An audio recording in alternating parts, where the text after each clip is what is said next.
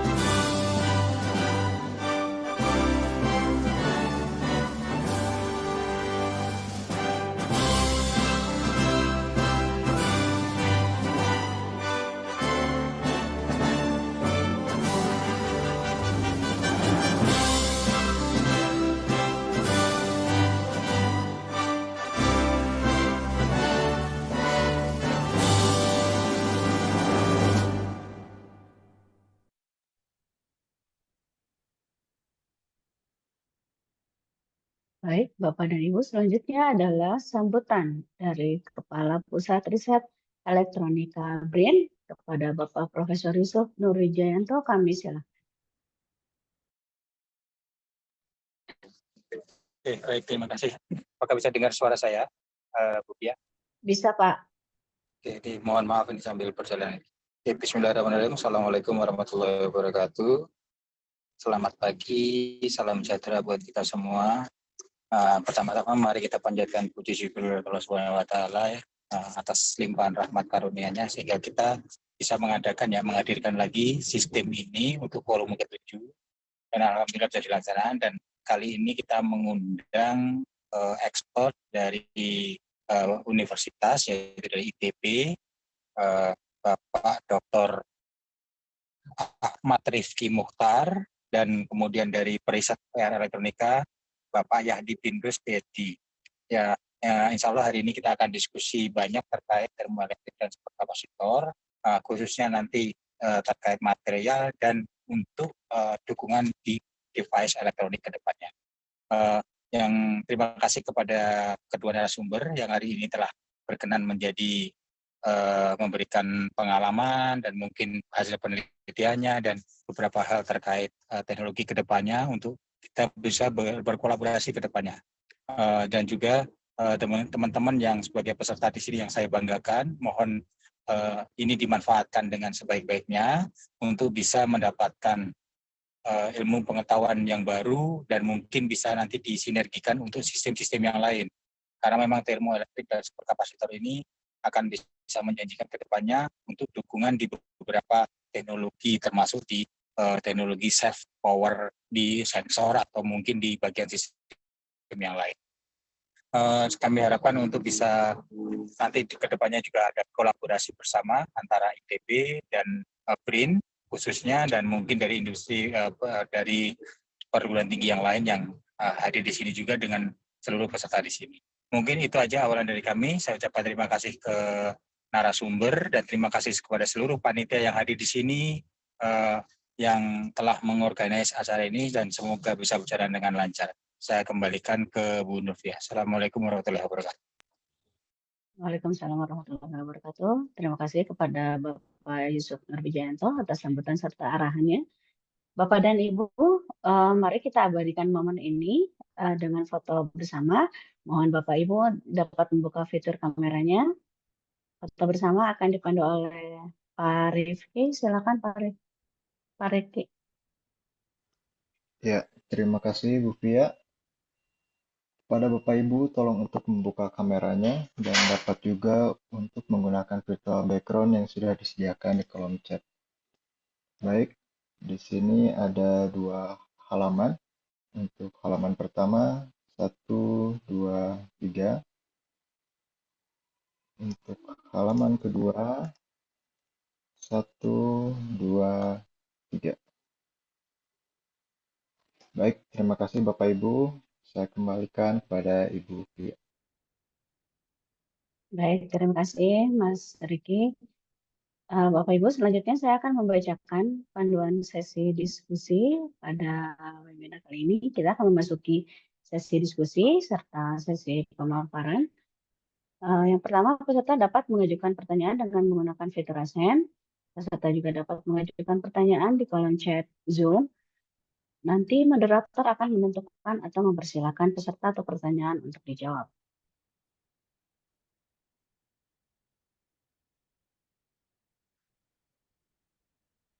Pada hari ini kita akan mendengarkan paparan dari 2 narasumber yang akan dipandu oleh moderator kita, yaitu oleh Ibu Nadia Larasati Kartika MSc.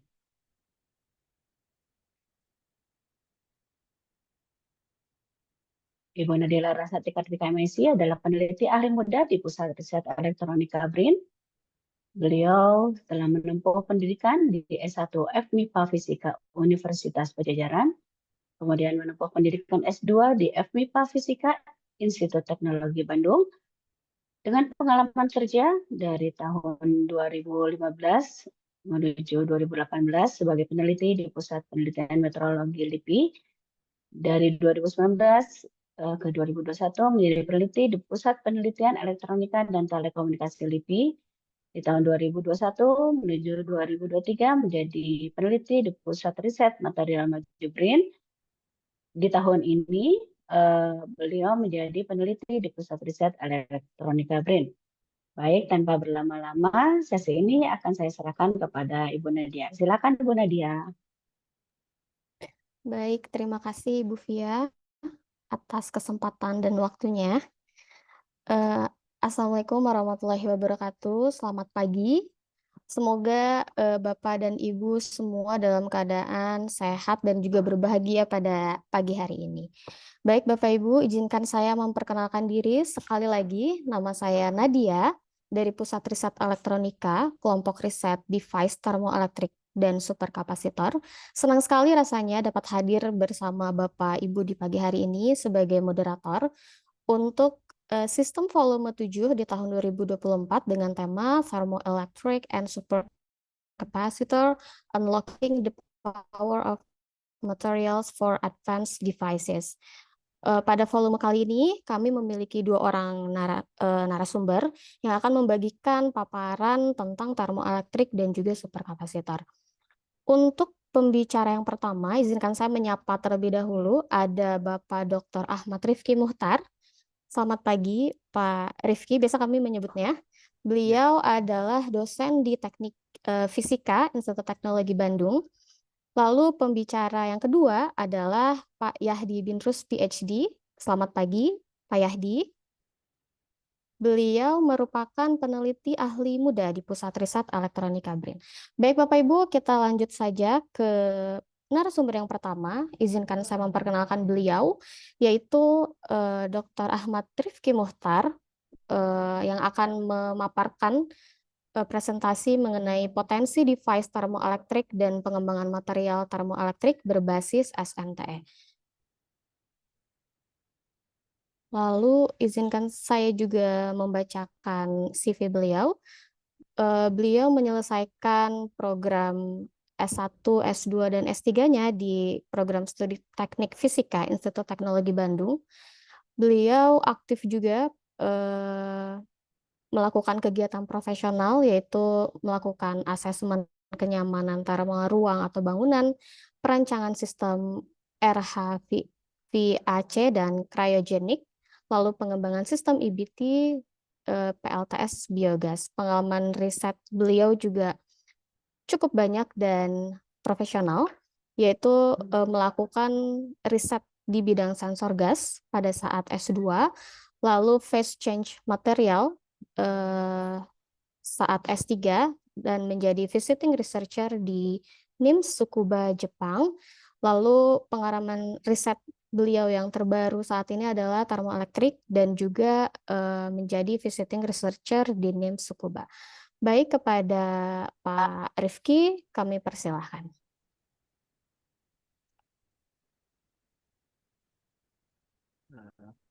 Mohon izin, apa suara saya terdengar dengan jelas, Bapak dan Ibu?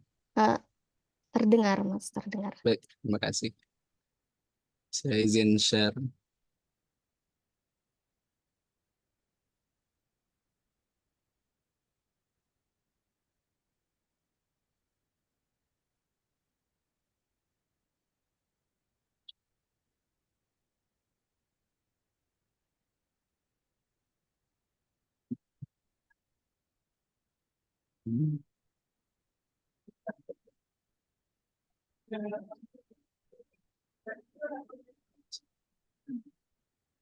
Ya,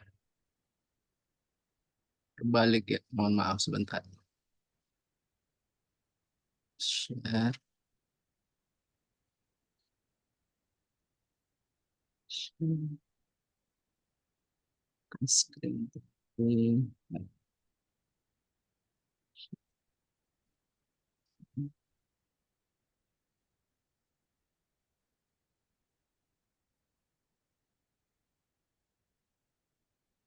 Masih terbalik.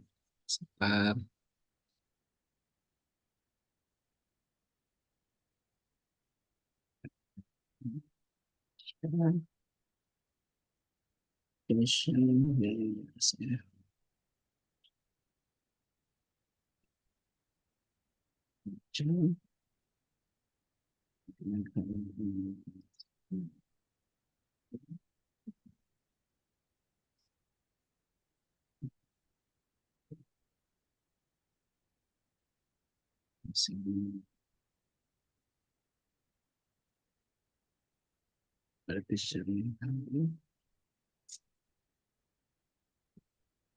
Semoga sudah betul ya.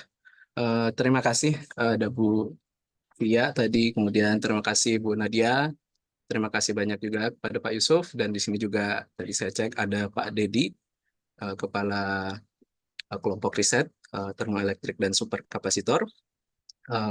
Selamat pagi, Assalamualaikum warahmatullahi wabarakatuh.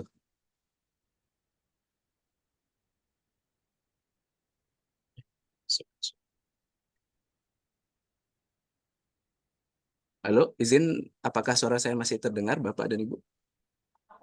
Terdengar, Pak. Terdengar ya? Terdengar. Ya. Jadi sebagaimana yang disampaikan tadi oleh moderator, alhamdulillah sebenarnya saya masih baru di teknik fisika. Jadi sebelum di teknik fisika saya sempat bergabung di kelompok riset device termoelektrik dan superkapasitor lebih kurang 7 bulan. Dan setidaknya selama 7 bulan itu saya sangat senang karena sebelum itu saya sempat melaksanakan riset termoelektrik di Jepang. Kemudian awalnya sampai di Indonesia saya agak sulit mencari di mana sebenarnya riset termoelektrik eksperimental begitu di Indonesia. Dan akhirnya saya dengan hasil pencarian itu ternyata dekat dari ITB juga. Dan akhirnya saya bisa sempat bergabung dengan teman-teman di PRE, yaitu di KR, termoelektrik dan superkapasitor, seperti itu. Jadi tadi mungkin sudah disampaikan, ya mungkin Bapak dan Ibu juga sudah tahu program studi teknik fisika di ITB. Nah, itulah dasarnya mengapa mungkin terlihat agak lebar apa-apa kegiatan yang pernah saya kerjakan di teknik fisika ini. Nah, memang salah satunya ketika waktu saya menempuh pendidikan S3, saya mendapat kesempatan melaksanakan visiting riset itu waktu itu ke Tsukuba, Jepang. Awalnya topik penelitian saya adalah phase change material. Kemudian karena di sana adalah grup termoelektrik, akhirnya karena berbagai cukup panjang penjelasan untuk alasannya, saya juga akhirnya kemudian di sana ikut berkecimpung dalam penelitian termoelektrik seperti itu. Nah, mungkin saya lanjut saja semungkin di awal, mudah-mudahan tidak akan lebih dari 30 menit. Sedikit yang biasa menjadi apa namanya alasan mengapa orang mau mengembangkan material, kemudian device yang untuk generator listrik seperti itu. Tentu alasannya, saya rasa ini adalah alasan yang sudah biasa dikemukakan, mulai dari konsumsi energi baik di dunia maupun di Indonesia, nanti kita bisa lihat. Terutama yang umum itu adalah yang sampai sekarang tidak signifikan bergeser, yaitu efisiensi dari konsumsi energi itu. Jadi kalau seandainya kita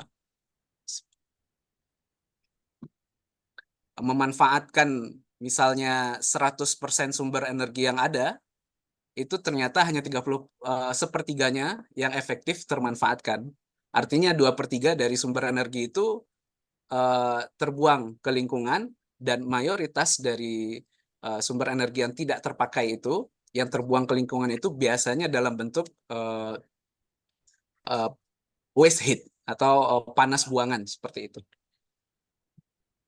Nah, mungkin kita bisa lihat di sini ada kaitannya juga dengan kenaikan suhu rata-rata permukaan bumi secara global.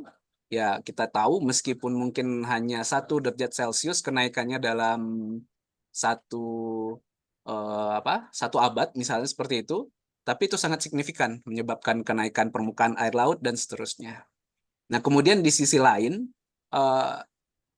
para peneliti juga mencoba mengklasifikasi panas buangan itu seperti apa adanya.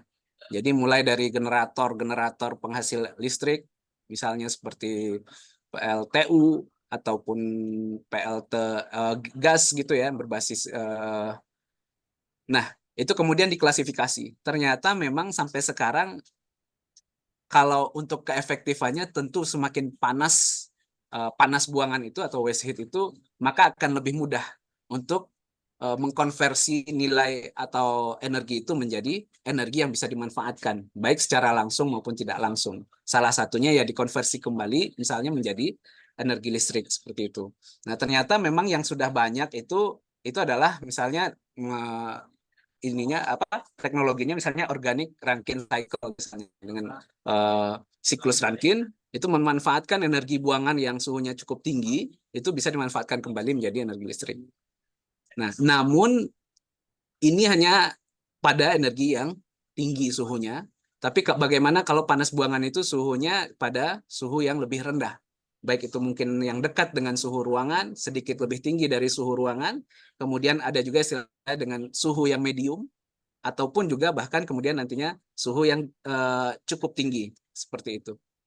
Nah, bagaimana kita bisa memanfaatkan atau meningkatkan efisiensinya sehingga energi itu tidak terbuang menjadi panas buangan, namun malah bisa kita manfaatkan menjadi listrik kembali.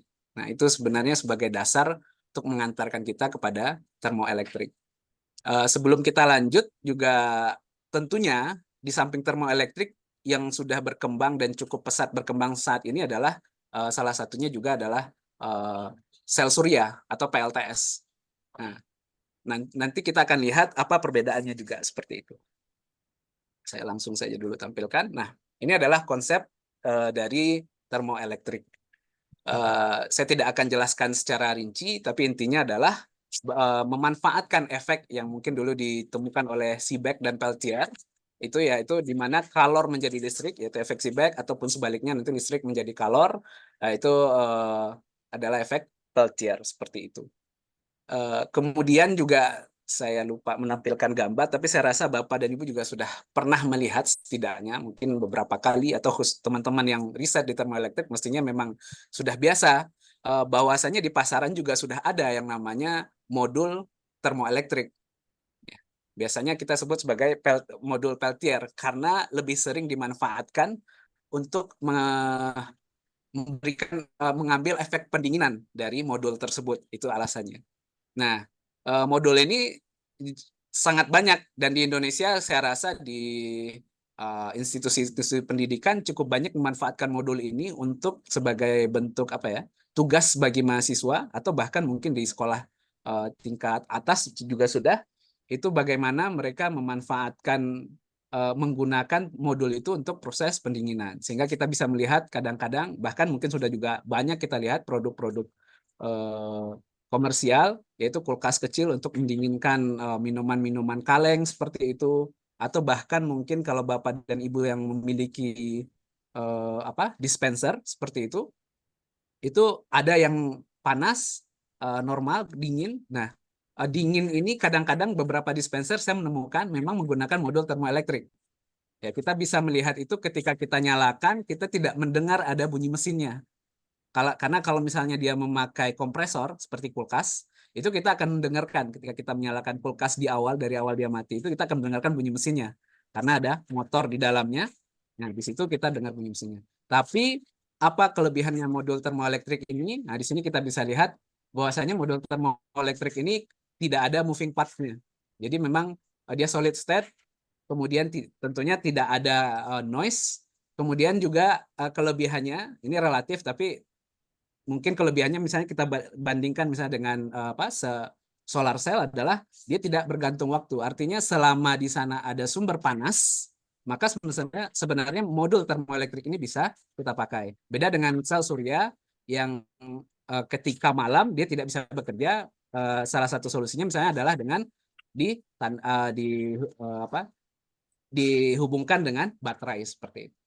Tapi memang sampai sekarang pengembangan termoelektrik ini masih terhambat di antara penyebab masih, artinya belum sampai pada tahap yang sebagaimana sel surya yang sudah sangat berkembang di pasaran dengan efisiensi yang sudah, seingat saya sudah 20%, bahkan di dalam beberapa waktu terakhir saya membaca pernah melihat sudah ada yang sampai 25%.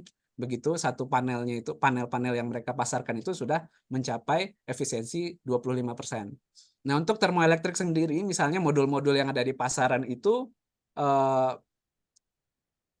mungkin kalau dari sisi efisiensi itu sekitar 5-7% adanya.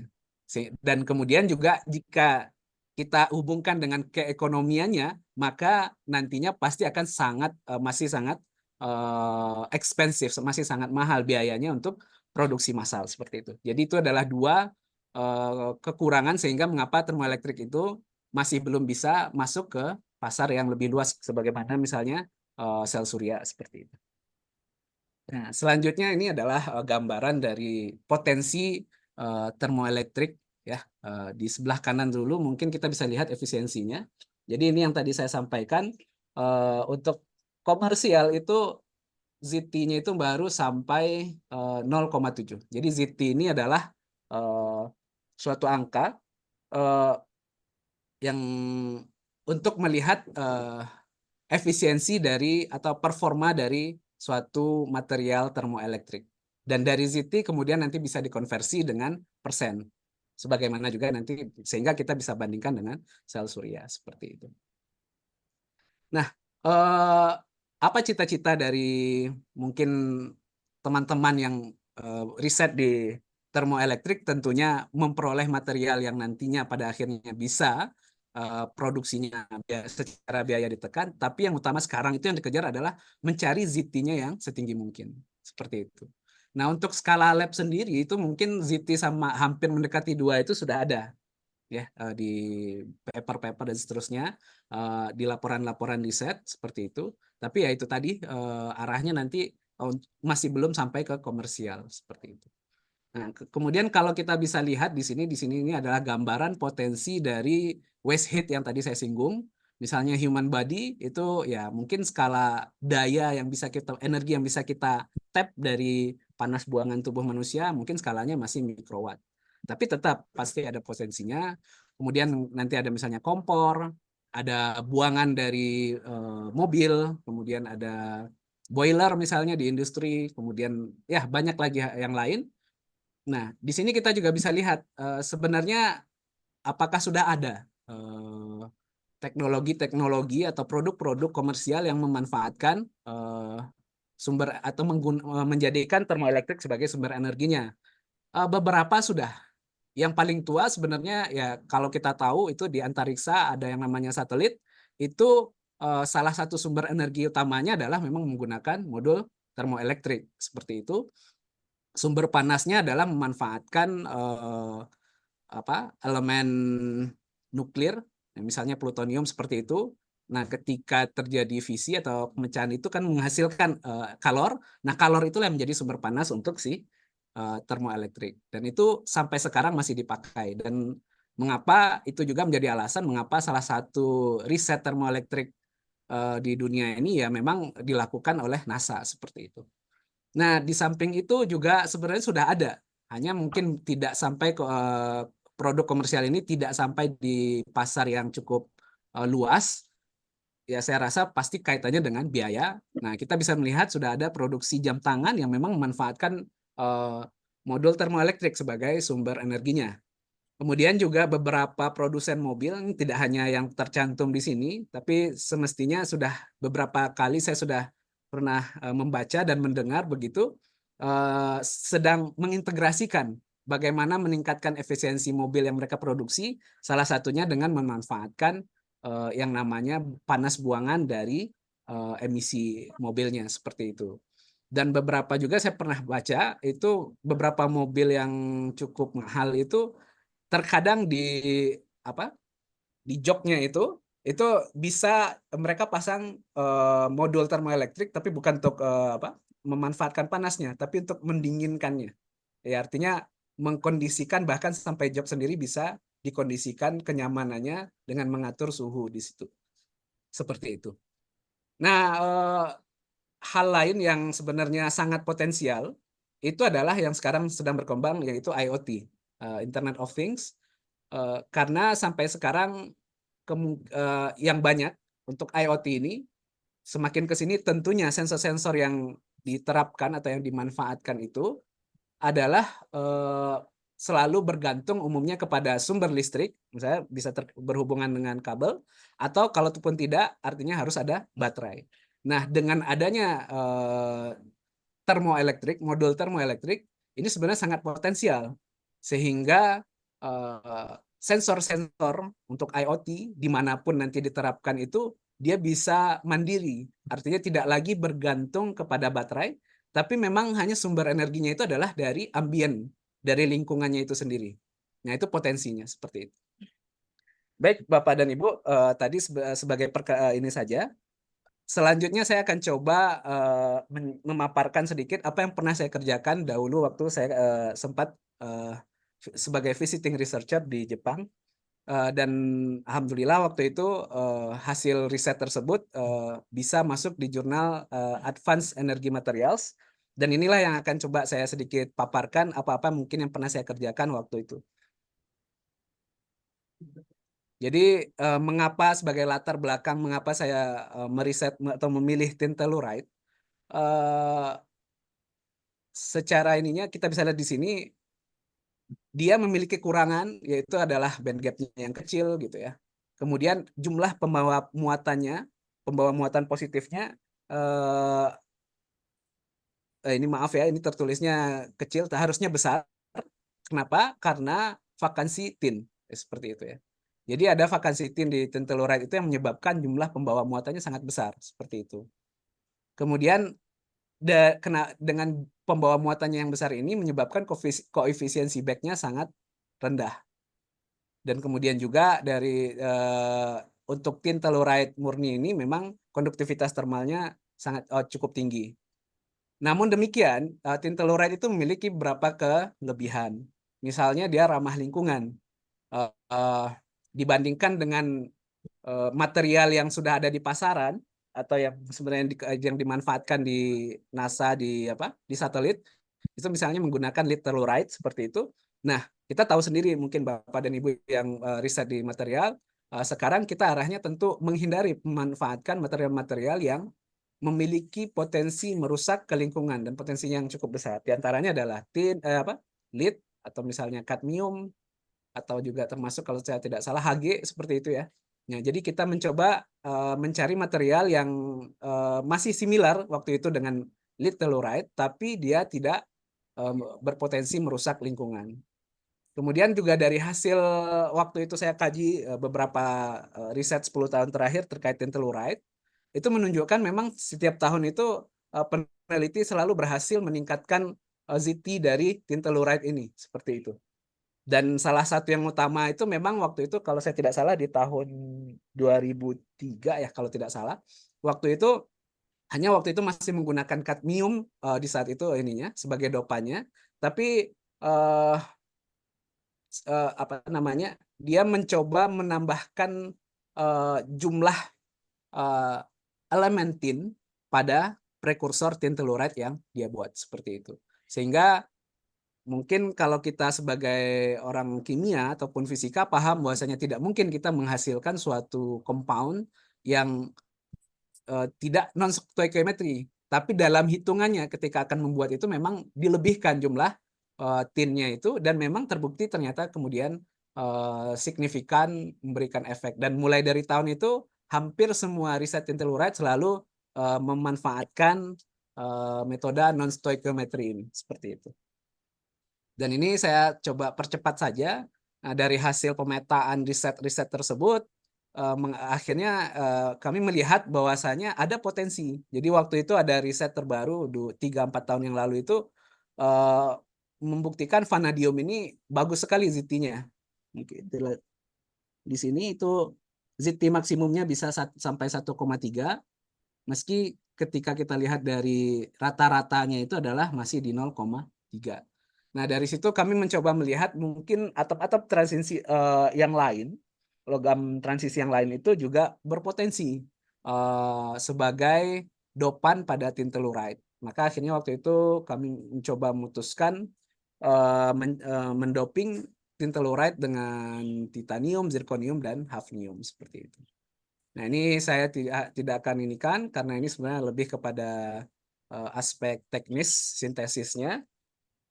Jadi ada proses pemaduan atau alloying, kemudian ada proses penyiapan sampel, dan kemudian juga untuk konsolidasi si materialnya itu sendiri kita menggunakan yang namanya spark plasma sintering. Seperti itu. Dan ini adalah alat-alat karakterisasi yang kita gunakan waktu itu. Ada untuk pengukuran properti elektroniknya, yaitu untuk mengukur koefisiensi back dan konduktivitas elektriknya. Kemudian juga ada yang kita gunakan untuk mengukur properti termalnya, yaitu di satu waktu kita menggunakan laser flash analysis. Nah, ini juga salah satu alasan mengapa waktu itu saya sangat senang bisa bergabung di BRIN sebagai postdoktoral, karena setelah saya mengetahui bahwasanya BRIN, saya rasa waktu itu masih baru ya, baru 1-2 tahun yang lalu, sudah juga di samping ada memiliki alat seperti ini untuk mengukur properti elektronik dari material, juga sudah ada alat untuk mengukur properti termal ini, seperti itu. Nah, karena ini minimum, kalau menurut saya 2 alat karakterisasi minimum untuk kita bisa melakukan riset termoelektrik, tentunya di samping alat-alat karakterisasi yang lain seperti itu. Nah, hasil dari sintesis yang kami lakukan waktu itu, maaf. Nah, jadi dari sini sebenarnya hanya untuk melihat bahwasanya di sini ya relatif compound yang kita bikin itu sudah homogen secara mikro. Kemudian juga dari sisi doping, kami melihat bahwasanya memang kalau untuk zirconium kita bisa lihat mungkin 4% itu sudah batas kelarutan untuk zirconium atau maksimum 5%. Tapi kalau untuk titanium memang kita sulit waktu itu menentukan, tapi kita bisa lihat dari XRD, hasil XRD-nya bahwasanya untuk penambahan 5% titanium di saat itu sudah menunjukkan adanya secondary phase. Sehingga kami menyimpulkan ya memang juga sama, zirconium dan titanium batas kelarutannya adalah di bawah 5% seperti itu. Nah, kemudian dari hasil itu kami lakukan pengujian secara karakterisasi dengan alat-alat yang tadi saya sudah jelaskan. Kemudian diperolehlah bahwasanya yang optimum itu, mungkin untuk cepatnya kita bisa lihat dari ZT-nya saja. Itu untuk yang optimum untuk doping titanium, kemudian juga zirconium, itu adalah, kalau untuk zirconium adalah 2% dan titanium 3%. Gitu. Dan sekali lagi, ini material ini disintesis dengan tadi yang saya sebut sebagai non-stoichiometric synthesis. Artinya sebenarnya kita memasukkan lebih dari 1:1, tapi ini 1,03 berbanding 1. Seperti itu. Ini dituliskan normal ya, karena waktu itu ya berbeda pendapat mungkin ya. Di beberapa paper ada yang menuliskan 1,03 tetap, tapi beberapa paper menuliskan tetap 1:1 seperti itu. Karena pada realnya tetap tidak mungkin bisa melebihi 1:1 kan seperti itu ya. Nah, kemudian setelah itu hasil dari doping ini kami co-doping dengan manganis. Nanti kami akan jelaskan mengapa alasannya memilih manganis ini. Tapi dari penambahan atau co-doping dengan manganis untuk titanium dan zirconium ini, titanium yang tadi 3% dan zirconium tadi 2% itu, ternyata doping manganis ini tidak mempengaruhi, artinya tidak muncul yang namanya secondary phase, bahwa kami masukkan 9% manganis. Kemudian juga secara konstanta lattice, penambahan manganis ini justru memang karena manganis ini, ion manganis ini lebih kecil ukurannya dari tin, artinya dia memang bisa mensubstitusi posisi ion SN2+ ini, sehingga memang terbukti dari konstanta lattice-nya yang turun nilainya seperti itu. Nah, kemudian dan ini adalah hasil dari kita bisa lihat di sini bahwasanya dengan penambahan manganis itu ternyata yang secara ZT dulu kita lihat itu co-doping ini dua-duanya menunjukkan nilai yang signifikan, tidak hanya di nilai di 700 Kelvin ini, tapi bahkan mulai dari suhu ruang sampai suhu menengah dan suhu yang 723 ini, nilai ini cukup relatif. Kalau kita bisa lihat grafiknya di sini relatif linear. Kemudian juga kita bisa lihat betapa naiknya signifikan kenaikan dari nilai ZT-nya ini.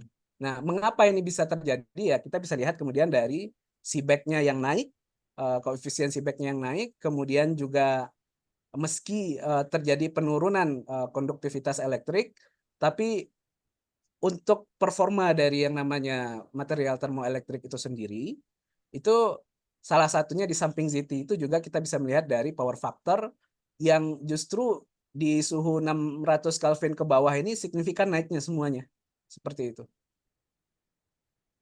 Dan kemudian juga hampir kita bisa lihat nilai dari konduktivitas termal total dari material yang sudah didoping manganis ini sudah angkanya sudah di 2 watt per meter Kelvin dan ke bawah seperti itu.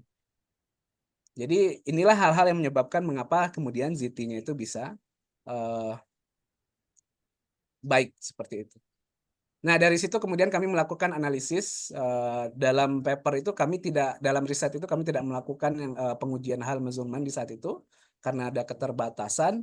Akhirnya kami mencoba melakukan analisis yang lebih ini saja, sehingga di saat itu kami mencoba melakukan semacam estimasi dari pembawa muatan itu menggunakan Higgs equation yang sebenarnya sudah dimodifikasi. Higgs equation ini dari persama-samaan yang tampil di sini. Nah, kemudian dari nilai pembawa, tapi perlu ditekankan nilaian ini bukanlah nilai hasil eksperimen, sebagaimana tadi telah saya singgung. Jadi nilai ini hanya untuk melihat kecenderungannya, untuk menganalisis mengapa tadi hasilnya cukup baik begitu. Nah, dari situ ternyata pertama yang kami dapatkan ya tentunya pertama nilai ini digunakan nilai yang hasil, jadi kita bisa lihat di sini untuk menghitung pembawa muatan dengan Higgs equation itu kita bisa menggunakan hasil penghitungan koefisien Seebeck ini seperti itu. Nah, dari situ kita peroleh nilainya itu bahwasanya nilai N itu menurun dengan pemberian dopan. Kita bisa lihat di sini angkanya semakin ke bawah semakin turun. Kemudian juga tentunya karena menurunnya nilai N ini, maka nilai dari massa efektifnya meningkat seperti itu. Sehingga ada yang namanya weighted mobility juga meningkat dengan pemberian doping tersebut. Dan kemudian kami coba juga lakukan di beberapa dari Profesor Schneider yang juga sebagai peneliti termoelektrik di Northwestern kalau saya tidak salah, itu mempropos cara menghitung weighted mobility dari suatu material beda dengan yang tadi, tapi lebih kepada memanfaatkan nilai Seebeck dan nilai konduktivitas elektrik yang kita peroleh dari eksperimen seperti itu. Nah, dari sini kami menyimpulkan bahwasanya nilai weighted mobility ya sampel yang didoping dengan titanium dan zirconium tentunya jelas lebih tinggi dari tin telluride yang murni ya. Akan tetapi nilai weighted mobility dari co-doping titanium manganis maupun zirconium manganis ternyata lebih rendah dibandingkan tin telluride. Nah, dari sini kita bisa menyimpulkan bahwasanya secara elektrik, properti elektronik, ternyata memang kualitas dari hasil co-doping ini di bawah dari yang pure tin telluride. Namun demikian, kita bisa melihat properti termalnya yang cukup signifikan dibandingkan properti elektrik ini, sebagaimana yang tadi kita lihat di slide sebelumnya. Itu kita bisa lihat bahwasanya konduktivitas termal dari co-doping manganis titanium dan manganis zirconium ini signifikan cukup rendah seperti itu. Nah, dari situ kemudian dari sanalah kita bisa menyimpulkan meski secara elektronik propertinya lebih rendah, namun untuk yang namanya material termoelektrik dia ditentukan 2 faktor itu sehingga persamaan ZT yang Mohon ini maaf, Pak Rifki, waktunya 2 menit lagi ya. siap. Oke. Ya, terima kasih. Oke, baik. Oke, nah kemudian kita lanjutkan saja. Kemudian kami melakukan analisis yang lain untuk mendukung hasil-hasil yang diperoleh tersebut. Misalnya bahwasanya ada yang namanya apa kecepatan grup fonon seperti itu bisa didekati atau dilihat dari melihat kecepatan suara atau ultrasonik. Jadi kami lakukan pengujian dan terbukti juga mendukung hasil penelitian ini. Kemudian juga, nah ini bagian yang terakhir saya rasa, dari sini akhirnya kemudian kami bandingkan riset-riset termoelektrik berbasis tintelluride. Kita bisa lihat di sini jika dibandingkan, mungkin secara ZT maksimum, di sini ZT maksimum, hasil pekerjaan ini mungkin kalau dibandingkan dengan pekerjaan-pekerjaan lain ya tidak terlalu lebih baik, karena ini 3 ini masih di atas apa yang kami kerjakan. Namun demikian, kita mengetahui bahwasanya yang namanya panas buangan itu suhunya berbeda-beda, tergantung dari mana kita akan mengambilnya. Nah, dari situlah sebenarnya juga yang lebih utama itu adalah ZT average ini. Dan inilah sebenarnya ZT average inilah nantinya yang akan digunakan untuk nilainya ini akan similar dengan apa yang namanya efisiensi, seperti itu. Karena untuk menghitung efisiensi ini kita akan menggunakan ZT average seperti itu. Nah, dari situlah akhirnya kami bisa bandingkan ketika kita lihat nilai ZT average-nya, ternyata hasil pekerjaan kami ini ya hampir cukup sudah sebanding dengan state of the art riset tintelluride yang melakukan co-doping seperti itu. Jadi barangkali seperti itu apa yang bisa saya sampaikan. Saya kembalikan ke Bu Nadi. Terima kasih. Baik, terima kasih Pak Rifki atas pemaparannya yang cukup jelas dan sangat menarik. Baik, Bapak Ibu, saatnya kita masuk ke sesi tanya jawab untuk narasumber yang pertama ini. Silakan Bapak Ibu bagi Bapak Ibu yang ingin bertanya bisa menggunakan fitur raise hand. Lalu ketika dipersilakan silakan untuk membuka video ataupun suaranya. Lalu apabila Bapak Ibu bisa juga bisa bertanya melalui chat box. Baik, ini sudah ada satu penanya dari Bapak Yoga, kami persilakan. Assalamualaikum warahmatullahi wabarakatuh. Waalaikumsalam. Assalamualaikum. Terdengar suara saya? Terdengar. Waalaikumsalam Pak Yoga, Salam silakan. kenal dengan Bapak siapa ini, agak lupa tadi saya. Maaf nih, saya baru masuk. Rifki, Pak.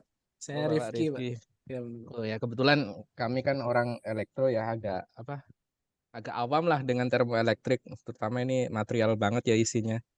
Saya agak bingung tuh tadi itu CT itu apa ya Pak ya? ZT. Terus gini Pak, saya juga pernah mendengar tentang termoakustik gitu ya. Jadi mengubah energi suara menjadi energi listrik. Kira-kira kalau dibandingkan antara termoelektrik sama termoakustik itu peluang untuk sebagai konversi energi itu besar mana ya Pak ya? Demikian dari saya, kira-kira. Terima kasih. Assalamualaikum warahmatullahi wabarakatuh. Waalaikumsalam. Langsung dijawab, Bu, atau bagaimana? Iya, silakan Pak dijawab. Oh ya, Langsung saja. terima kasih Pak Yoga tadi apa ya? Pertama terkait ZT Pak ya. ZT itu sebenarnya, sebentar. Saya tidak tampilkan ya tadi persamaannya. Oh, ada. Agar kelihatan saja.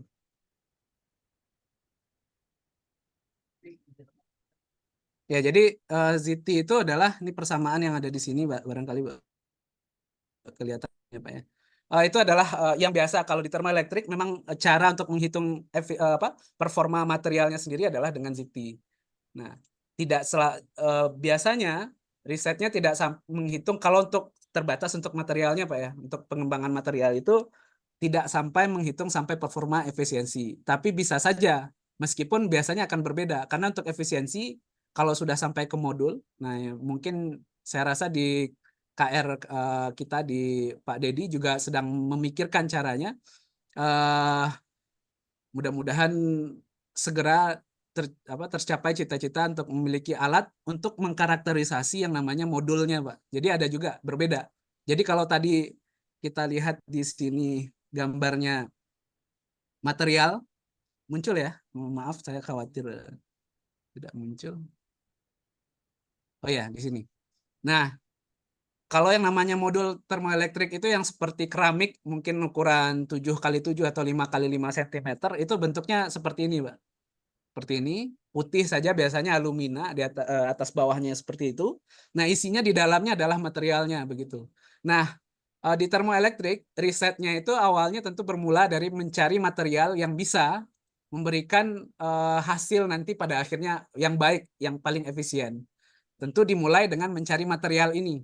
Dan di dalamnya itu adalah pasangan dua semikonduktor, yaitu adalah tipe P dan tipe N, seperti itu. Nah, itulah yang dicari. Dalam hal ini, tin telluride ini adalah tipe P. Belum ada tipe N-nya, artinya bukan belum ada.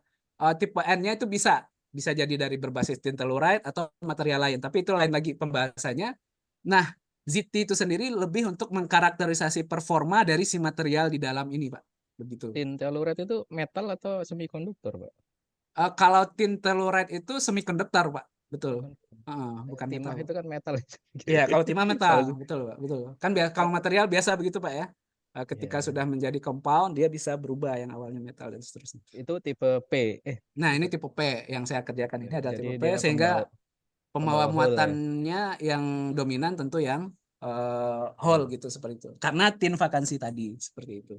Nah, itulah kenapa. Beda dengan efisiensi misalnya sel surya itu persen. Nah, itu juga bisa. Sebenarnya bisa dihitung juga. Dari ZT itu nanti dengan persamaan tadi yang telah saya lihatkan, kita juga bisa lihat yang hitung nanti efisiensi dari si apa namanya?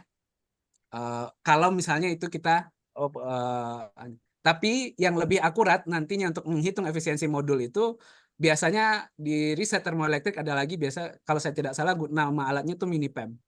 Nah, itu nanti ya kita di Indonesia belum ada, ya mudah-mudahan ada Pak Yusuf mungkin di sini bisa segera membantu ya agar alat itu juga bisa ada. Dan saya rasa dengan begitu arah riset kita tidak fokus kepada materialnya, bisa segera cepat sampai ke device-nya. Jadi seperti itu sebenarnya.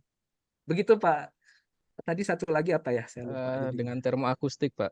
Oh ya, termoakustik. Terus terang kalau termoakustik sebenarnya di teknik fisika ini juga ada yang meriset, tapi saya belum pernah membandingkan satu itu, Pak.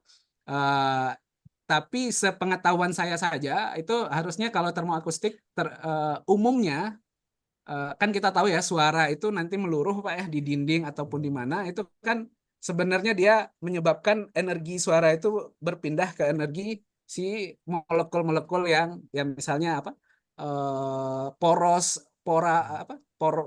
ya bahasa Inggrisnya itu, pori-porinya itu masuk. Nah, kemudian dia berpindah ke materialnya, kemudian terjadi vibrasi, dan dari situlah sumber panasnya gitu. Jadi suara itu kok kenapa bisa jadi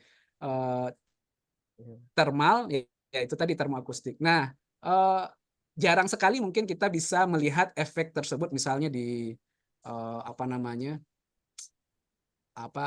teater itu tempat menonton film ataupun di mana lah ya.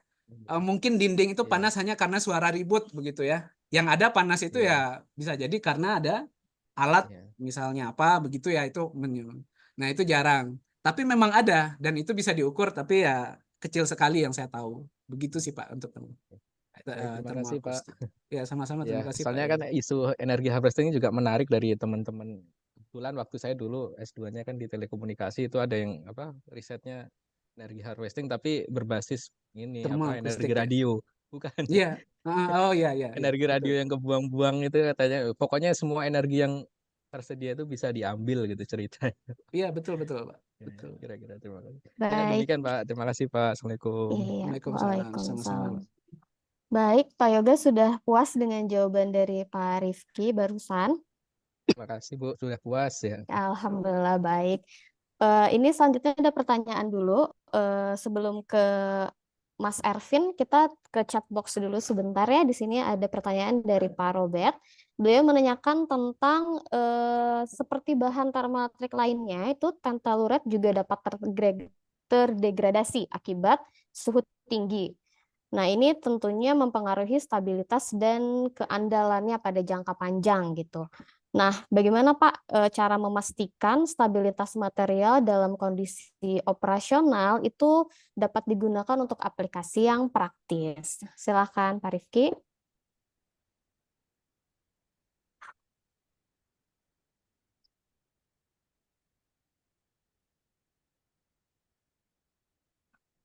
Mohon maaf, masih di mute itu audionya. Untuk di unmute dulu, Mas. Baik, terima Ya. kasih Mbak, maaf. Ya. Salam Pak Robert. Jadi saya dapat ruangan waktu di beberapa bulan terakhir itu sebenarnya satu ruangan juga dengan Pak Robert, ada Pak Iskia juga ya dengan beberapa. Terima kasih atas perannya. Jadi kaitannya mungkin dengan ini ya Pak ya, masalah degradasi karena di suhu tinggi begitu.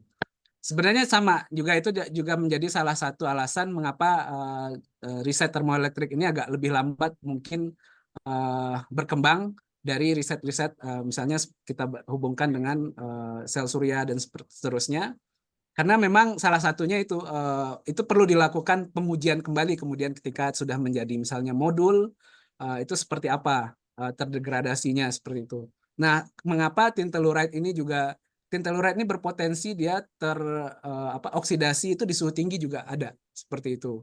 Nah, itulah mengapa sebenarnya salah satu penekanan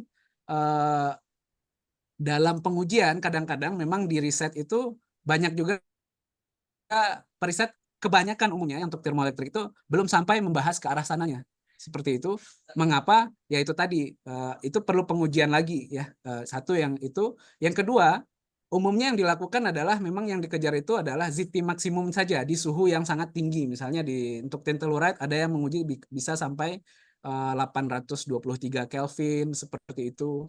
Tapi hanya dilakukan sekali pengujian seperti itu, tidak berulang-ulang. Karena mungkin ketika dilakukan berulang-ulang itu bisa terjadi oksidasi, kemudian materialnya terdegradasi dan seterusnya, sehingga kemudian ZT-nya itu tidak lagi optimal seperti itu. Jadi apa yang Pak Robert sampaikan itu betul, Pak. Nah, salah satu yang biasa dilakukan tentunya sebenarnya ini juga yang untuk tin telluride yang kami kembangkan ini membatasi suhu kerjanya tidak sampai ke suhu tinggi seperti itu. Karena potensi oksidasi tadi itu. Nah, itulah mengapa yang tadi di state di bagian akhir ini betul mungkin kita bisa mengejar ZT maksimum di suhu tinggi, di suhu. Tapi pada akhirnya ketika kita bekerja sudah mulai mengembangkan ini lebih lanjut ke arah modul, itu tidak itu yang dilihat, tapi adalah ZT rata-ratanya itu. Dan rata-rata itu kalau kita terjemahkan ke bahasa kita artinya ZT-nya itu kalau bisa nilainya rata, ataupun di suhu rendah pun demikian, mau di suhu rendah pun ZT-nya itu nilainya juga bagus seperti itu. Sehingga potensi dia terdegradasi itu menjadi lebih rendah. Itu salah satu sih, Pak. Kalau yang lainnya tentu nanti dalam kaitannya bisa jadi dengan fabrikasi modul seperti itu. Kalau misalnya bagaimana menjamin misalnya ketika kita sudah membuat modul di dalamnya misalnya dilakukan di vakum atau bagaimana, nah itu lebih lain lagi. Tapi salah satu yang bisa saya jawab itu adalah kaitannya dengan membatasi suhu kerjanya tadi seperti itu. Barangkali itu sih dari saya. Ya, baik. Terima kasih Pak Rifki. Mudah-mudahan ini bisa menjawab ya Pak Robert. Masih ada waktu 2 menit lagi. Silakan tadi Mas Ervin, apakah jadi ingin bertanya? Oh ya, terima kasih Mbak Iya, Nadia. silakan. Pak Rifki, saya punya 2 pertanyaan, Pak. Pertanyaan pertama itu mengenai kodoping. Untuk kodoping sendiri, biasanya pertimbangan penggunaan elemen yang di kodoping itu apa saja?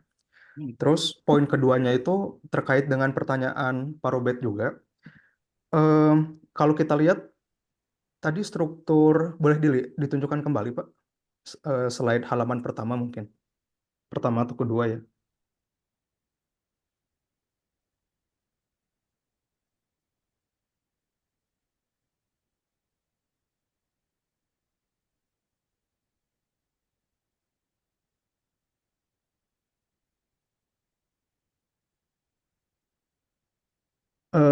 Kelima mungkin ya Pak, yang kelima Pak.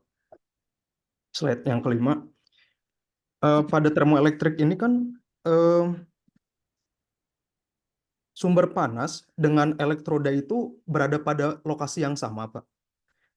Kalau tadi Pak Robert itu nanya mengenai stabilitas material, pertanyaan saya itu Pak, poin keduanya adalah bagaimana dengan stabilitas elektrodanya Pak untuk mengumpulkan elektron? Karena baik elektroda maupun sumber panas itu berada pada lokasi yang sama ya Pak. Karena kan arusnya itu linear gitu. Arus panas dan arus linear pada termoelektrik itu sama gitu, Pak. Jadi itu poin kedua saya, Pak. Itu mengenai stabilitas elektrodanya, itu apakah menjadi bagian riset juga, Pak, pada termoelektrik gitu. Terima kasih, Pak. Baik, terima kasih Mas Ervin. Pak Rifki mungkin bisa dijawab dengan singkat ya, karena waktunya sudah melewati sepertinya. Ya, mohon di-unmute dulu voice audionya. Ya, terima Baik, kasih terima Mas Ervin. kasih. Singkat saja ya, barangkali kalau untuk pemilihan apa kodopan yang baik itu sebenarnya banyak hal ya untuk menaikkan bagaimana meningkatkan efisiensi tidak hanya dengan doping, dengan kodoping. Nah, itu hanya salah satu cara kemarin mengapa kami memilih kodoping karena memang kami tahu manganis ini sudah banyak digunakan dan memang efektif dari sisi termalnya begitu.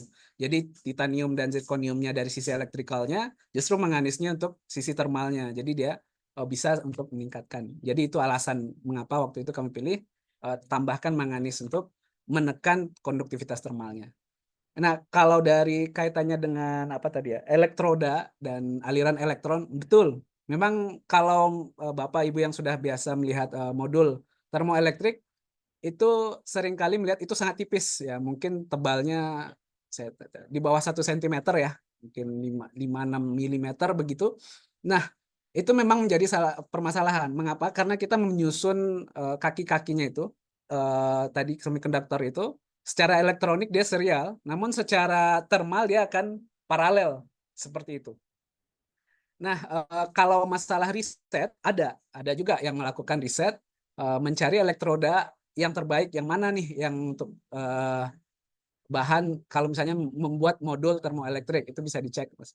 Ada kemudian bagaimana caranya? Nah, kalau yang sudah ada ya, kalau misalnya modul itu caranya itu memastikan jangan sampai terjadi yang namanya memastikan delta T-nya itu signifikan gitu.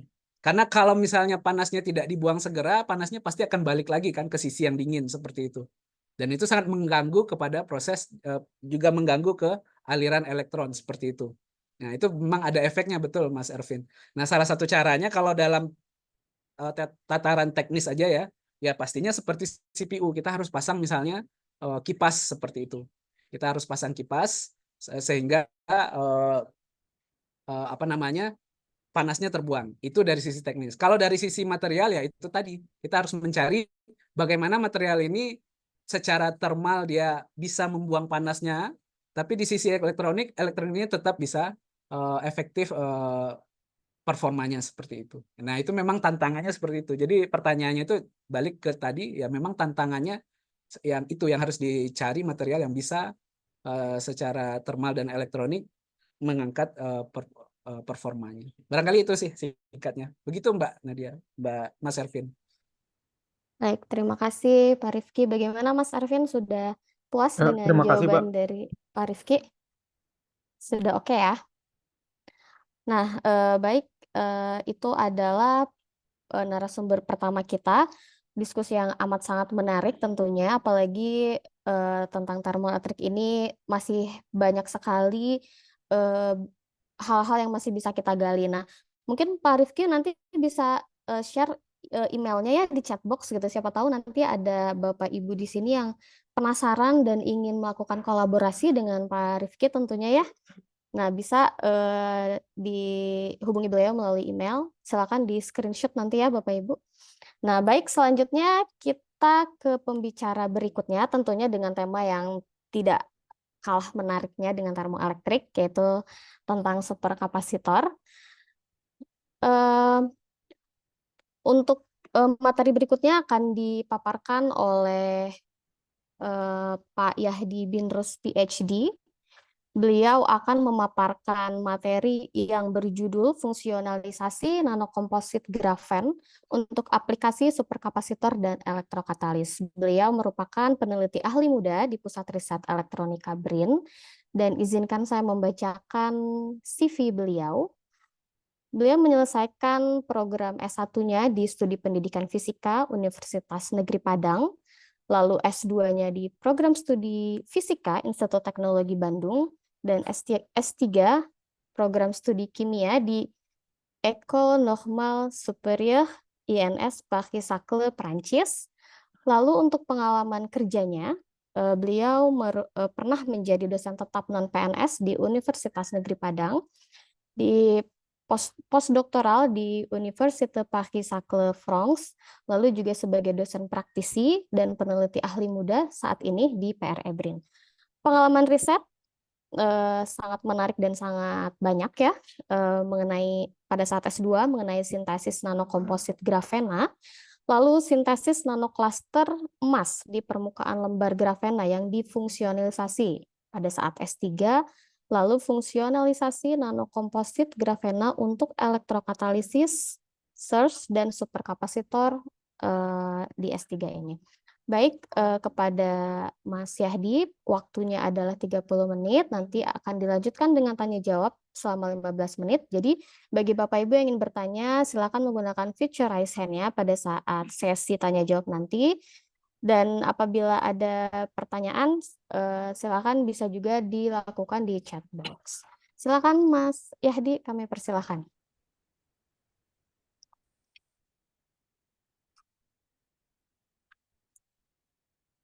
Baik, Assalamualaikum warahmatullahi wabarakatuh. Selamat siang, Bapak Ibu semuanya.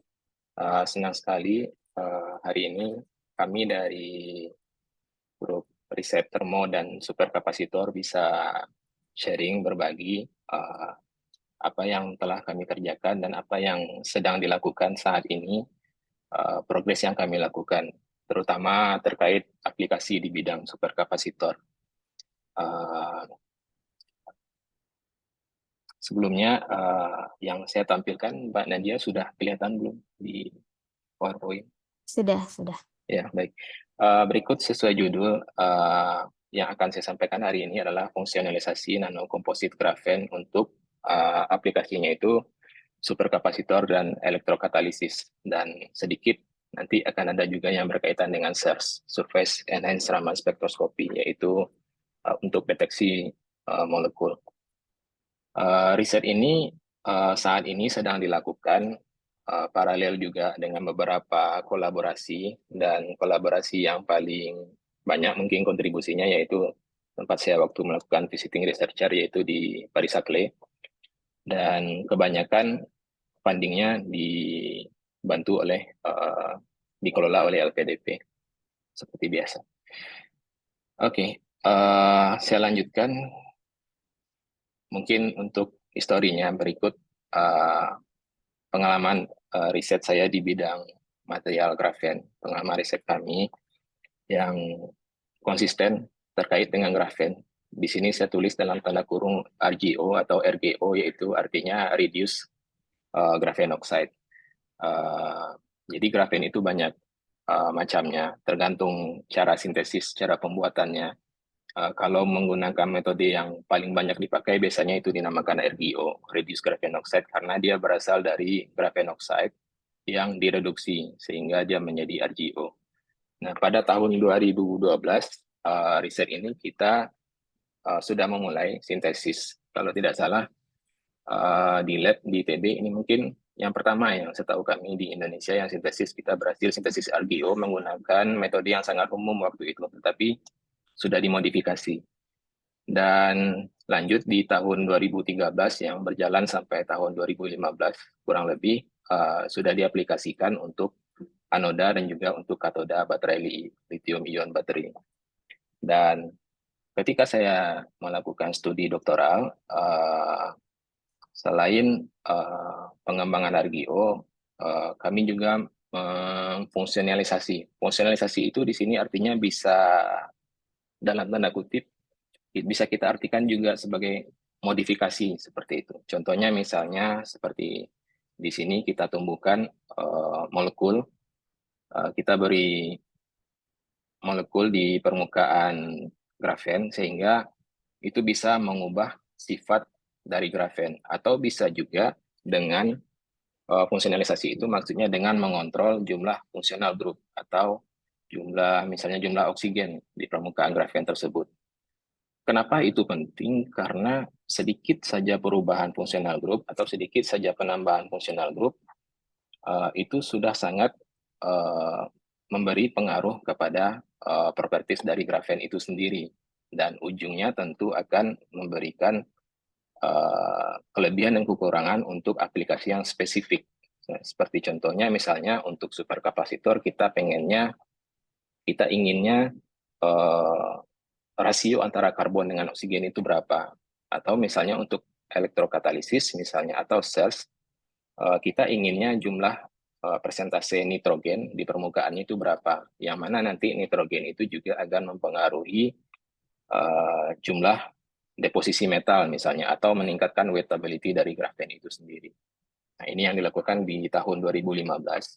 Dan untuk disclaimer saja, untuk molekul ini misalnya seperti ini, piperidin tetrazin, itu sintesisnya bukan fokus riset saya, tapi dilakukan secara paralel di lab yang sama, tetapi berkolaborasi seperti itu. Jadi saya tidak bekerja di bidang kimia yang berhubungan dengan molekul yang terkait dengan tetrazin derivatif. Karena memang salah satu core riset waktu saya di kampus, waktu studi, itu memang salah satu core-nya itu tentang pengembangan material tetrazin.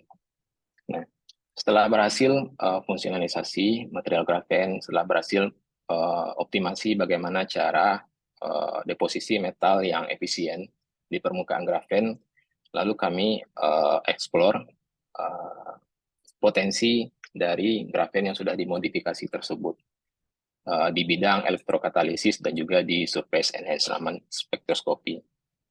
Dan selanjutnya juga di superkapasitor secara paralel dimulai dari tahun 2016, dan juga di tahun 2017 kami fokus ke reduksi oksigen. Dan sekarang berlanjut kepada reaksi-reaksi yang menarik lainnya seperti oksidasi metanol dan juga etanol. Semua topik riset ini sampai sekarang masih berjalan, kecuali yang dilakukan waktu 2013 tentang lithium ion bateri. Saya sudah tidak fokus di sini lagi, tapi lebih fokus ke superkapasitor. Dan saat ini yang sedang berusaha kami kembangkan adalah device superkapasitor yang memiliki tingkat fleksibel yang tinggi. Jadi yang diharapkan bisa menghasilkan fleksibel superkapasitor yang bisa mensupport device-device yang mikro, device-device yang ukurannya kecil, seperti itu. Nah, kenapa dari dulu saya konsisten dan cukup termotivasi menggunakan material grafen dalam riset, karena tentunya karena sifatnya yang unggul dibandingkan material-material yang lain, seperti misalnya konduktivitas yang tinggi, dan juga merupakan material dua dimensi yang tentunya akan memberikan luas permukaan yang sangat tinggi dan akan bermanfaat sekali ketika kita aplikasikan ke energy storage atau sebagai substrat untuk sensor, untuk elektrokatalisis dan lainnya. Dan juga grafen juga memiliki tingkat kestabilan yang tinggi dan secara teoretik juga bisa dibilang transparan. Dan bisa kita lihat di sini grafen itu ya turunan karbon, mungkin semuanya juga sudah tahu, tapi dia satu layer sudah terpisah, dan bentuk lainnya satu layer itu bisa dari fullerene atau carbon nanotube sebenarnya, hanya berbeda sifat-sifat tertentu saja. Nah, oleh karena itu, karena banyak kelebihan dari material grafen ini, sehingga sangat mudah untuk diaplikasikan ke berbagai aplikasi device-device elektronik atau aplikasi lainnya untuk energy storage, energy harvesting juga, dan untuk mungkin juga buat penelitian dalam bidang biologi. Nah, fokus kami yang paling banyak saat ini selain katalis, terutama ya sesuai judul tentang superkapasitor. Dan sejarah dari grafen itu sebenarnya masih baru. Nah, ini sejarahnya saja secara singkat. Dulu berapa puluh tahun yang lalu grafen itu dianggap nggak akan bisa eksis karena secara termodinamik material dua dimensi itu susah untuk ada gitu. Dan ternyata pada tahun 2004 di Manchester penelitiannya yang simpel menggunakan scotch tape seperti ini, selotip, ternyata itu bisa ada dan bisa dikarakterisasi, sehingga dilaporkan pada tahun 2005 dan dapat Nobel sekitar tahun 2010. Dan sejak saat itu penelitian tentang grafen kalau kita cek di Scopus atau dimanapun itu tiap tahun angkanya selalu naik, dan mungkin ratusan ribuan publikasi tentang material yang memanfaatkan aplikasi yang memanfaatkan material grafen ini. Sebelumnya mungkin ya ini istilah yang saya berikan tadi, yaitu ada istilah GO dan RGO. Itu bedanya hanyalah jumlah dari fungsional group yang memberikan perbedaan sifat, seperti misalnya konduktivitasnya. Tentunya makin banyak fungsional grupnya, konduktivitasnya akan semakin rendah, dan semakin sedikit dan hanya tinggal karbon misalnya, konduktivitasnya akan semakin tinggi. Cuman yang fungsional grupnya itu banyak, walaupun dia rendah, tapi dia memiliki tingkat wettability yang tinggi dan lebih mudah untuk didispersikan. Dan walaupun RGO ini punya banyak kelebihan, tapi tetap ada kelemahan yang menjadi motivasi kami untuk mengfungsionalisasi atau modifikasi grafen tersebut terlebih dahulu, agar sesuai dengan keinginan kita. Dan di sini kami juga spesifik menggunakan RGO itu yang rasionya itu tertentu gitu, yang terukur. Yang kami gunakan untuk GO itu rasio karbon dengan oksigennya itu 1:2. Dan untuk RGO, rasio karbon dan oksigennya itu 1:13 untuk superkapasitor, dan juga kami gunakan yang 1:20, di mana itu sudah sangat-sangat tereduksi dan sudah sangat konduktif dibandingkan GO. Namun memang ketika dia grafen yang satu layer itu cenderung dia kembali stacking, jadi dia seperti terbentuk seperti grafit kembali, nah seperti itu, sehingga perlu modifikasi dan untuk mencegah hydrophobic interaction dan meningkatkan wettability-nya.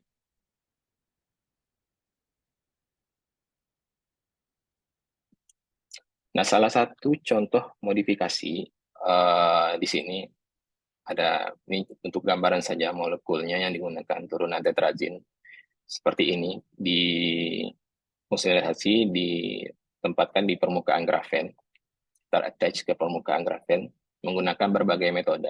Kalau untuk molekul ini menggunakan desalder, reaksi wet chemical biasa menggunakan bantuan microwave.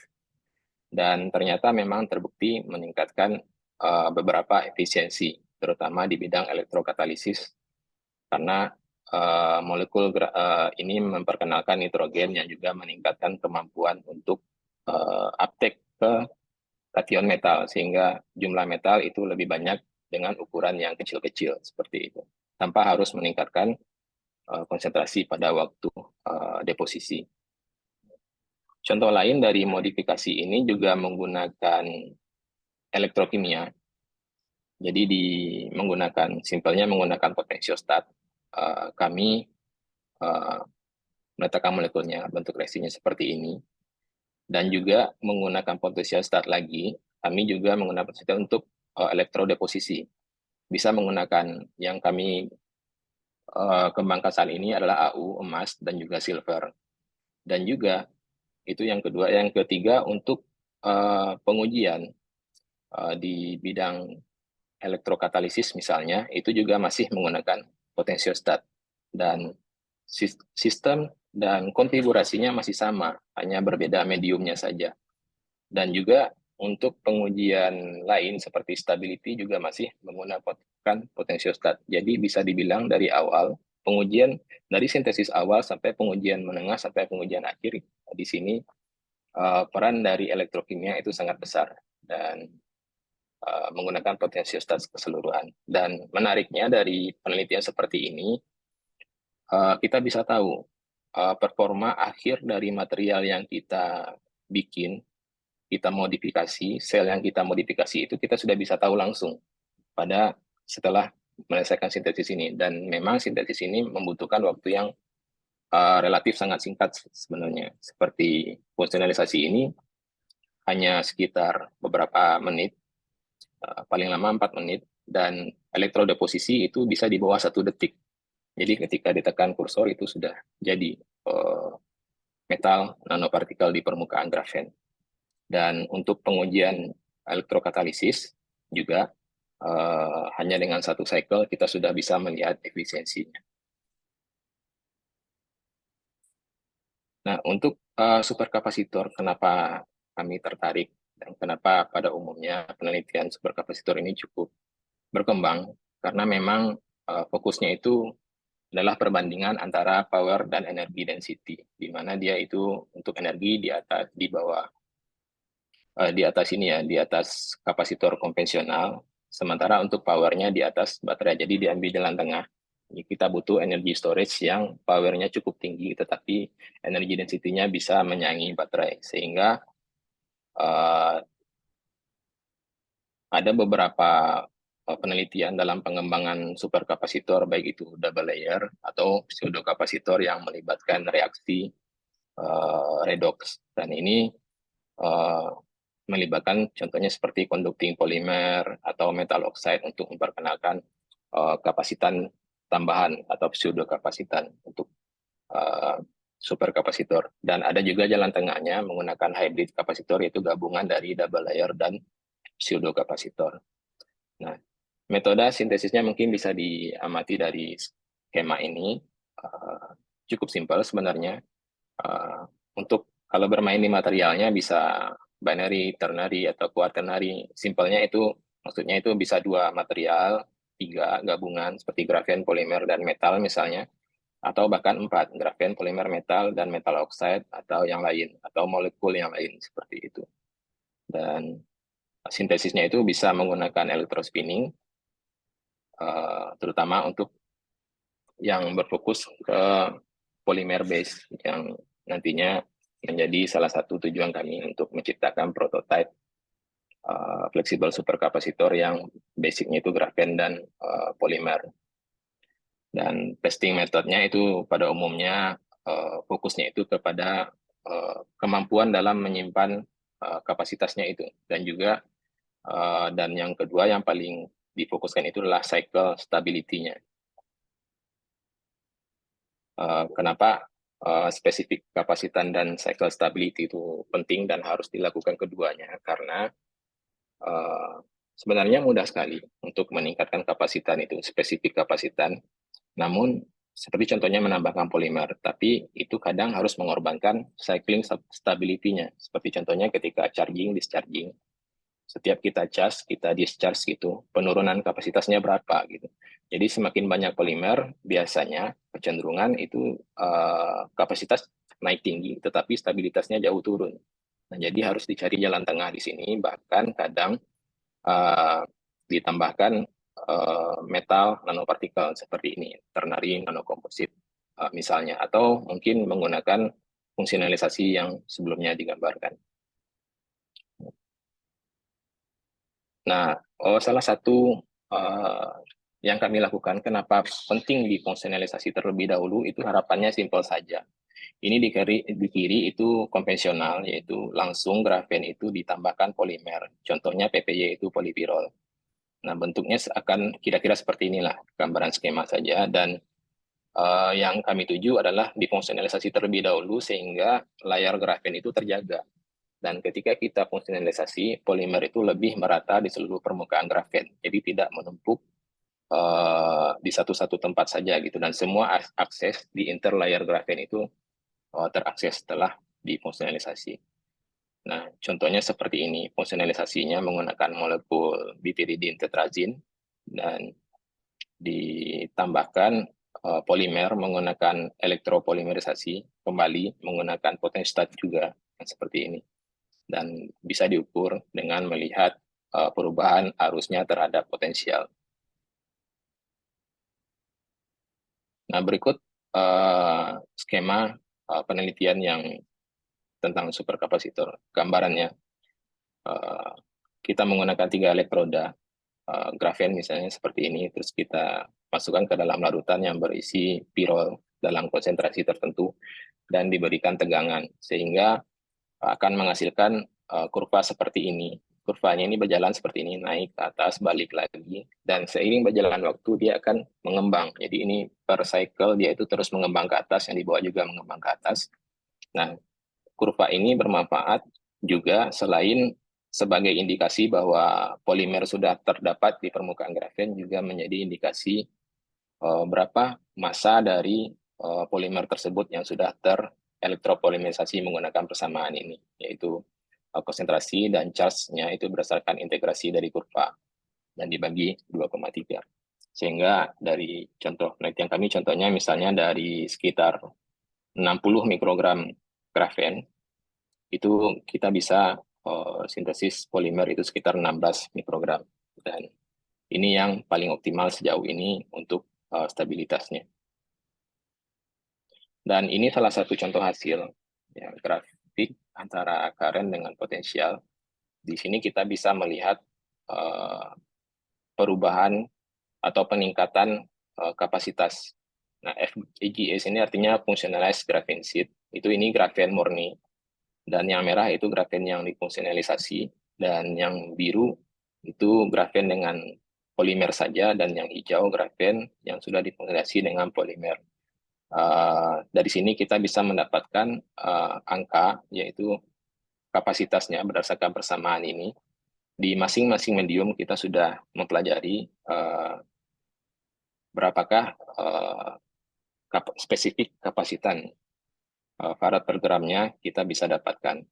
Dan juga di samping itu kita explore juga stabilitas dari material masing-masing tersebut di masing-masing medium.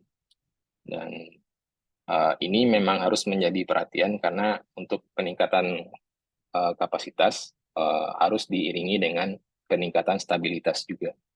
Nah, seperti ini bentuk riset yang kita menggunakan hanya dengan satu alat, yaitu potensiostat. Di 3 elektroda, kita bisa langsung melakukan pengujian setelah sintesis. Dan yang kedua, terkait dengan elektrokatalisis. Nah, kembali, grafen itu harus difungsionalisasi dulu. Yang kami lakukan, kenapa? Agar meningkatkan jumlah metal, karena metal itu akan tertarik ke posisi nitrogen yang seperti ini. Dan selain di permukaan grafen juga dia terattach ke molekul piperidin tetragin.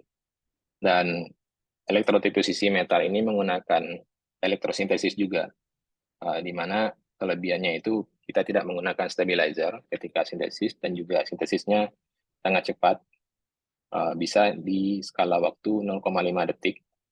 Dan ada beberapa faktor lain mungkin yang bisa mempengaruhi, tapi tidak kami explore, seperti shape-nya atau orientasi kristalnya, mass, thickness, dan juga morfologi, tapi belum sampai ke sini.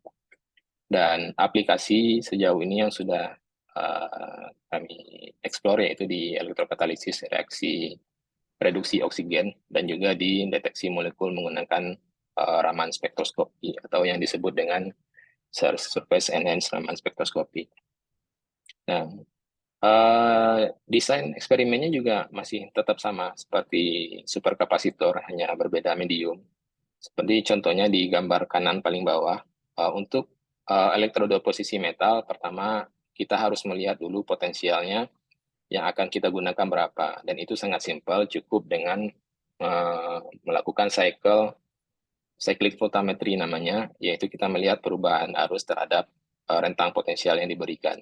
Nah, dari sini, dari kurva ini setelah kita dapatkan, kita bisa tahu di manakah terjadinya nukleasi dan di manakah terjadinya growth-nya terhadap potensial. Nah, jadi di sini semua ke kiri ini kalau kita pilih itu nukleasi akan terjadi, tapi di bidang growth ini dia akan terjadi pertumbuhan, tetapi tidak cukup untuk disolusi, untuk melarutkan lagi.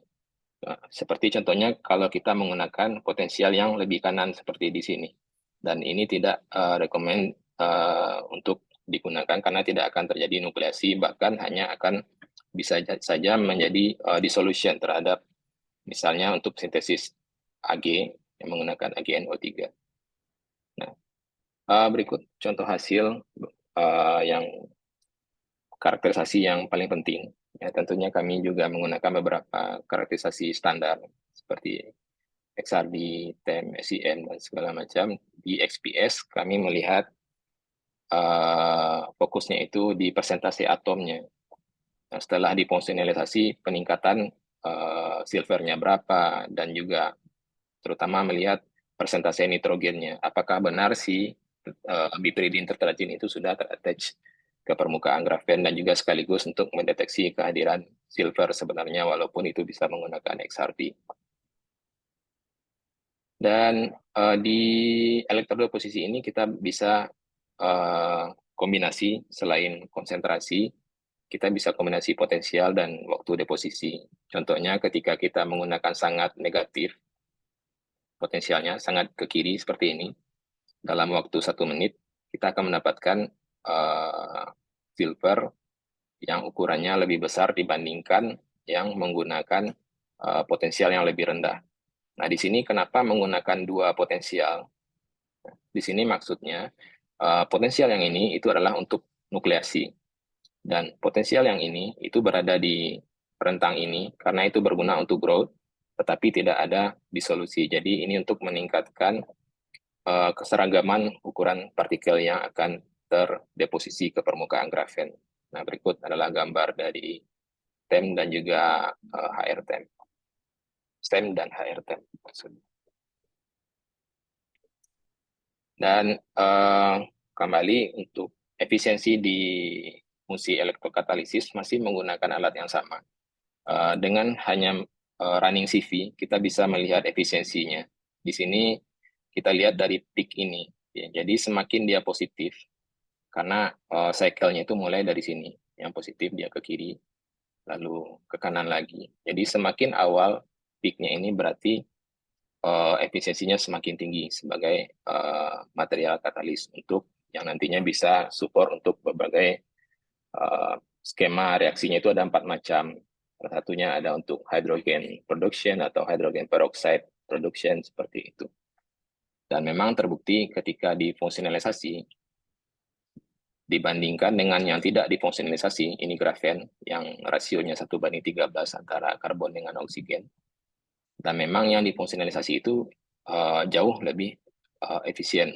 Walaupun sebenarnya hanya beberapa milivolt, tapi dalam penelitian elektrokatalisis, pergeseran beberapa milivolt yang lebih positif itu untuk siklus reduksi seperti ini itu sudah memberikan hasil yang sangat baik. Dan penelitian ini di bidang elektrokatalisis itu bisa dibandingkan dengan penelitian kita yang dilakukan oleh orang lain.